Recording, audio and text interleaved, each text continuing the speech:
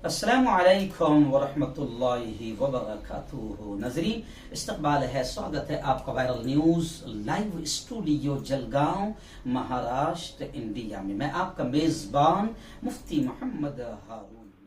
नजरी, इस वक्त रियासत उड़ीसा से बड़ी खबर हमारी निगाहों के सामने आ रही। वहाँ से हमारे रिपोर्टर मोहतरम मोहम्मद अशरफ़ी बनामालीपुर भुवनेश्वर उड़ीसा ने आज की पूरी खबरें, तस्वीरें वीडियो की शक्ल में वहाँ से भेजी है कि यास तूफ़ान की जो लहरें हैं और तूफ़ानी तेज़ हवाएं हैं वो अब उड़ीसा का रुख इख्तियार कर चुकी है। आज सुबह में नेशनल न्यूज़ में मैंने आपको बताया कि जिस तरीके से तोकते तूफ़ान ने गोवा, महाराष्ट्र और गुजरात में तबाही मचाई थी, अब ऐसे ही एक दूसरा तूफ़ान तेज़ हवाओं के साथ, जिसे यास तूफ़ान का नाम दिया गया है, ये उड़ीसा तक पहुंच गया है। और उड़ीसा में आज सुबह से ही बड़ी तेज़ हवाएं चल रही थी और फिर शाम होते होते मोहम्मद अशरफ साहब ने बताया कि चंदीपुर है, दीघा बलेश्वर है, यहाँ पर बहुत ही ऊंची ऊंची लहरें समंदर की दिखाई दी।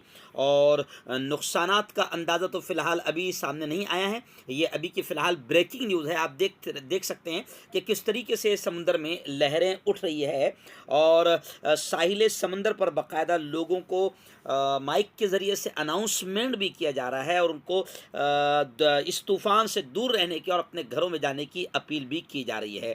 आइए देखते हैं उड़ीसा के हालात क्या है इस मौके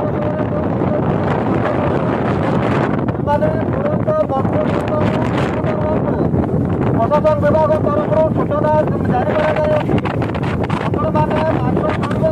बर्तमान आपण पुलिस तरफ अरेस्ट कर तेणु आपण मैंने यथाशीघ्र कूल को फेरी आसतु।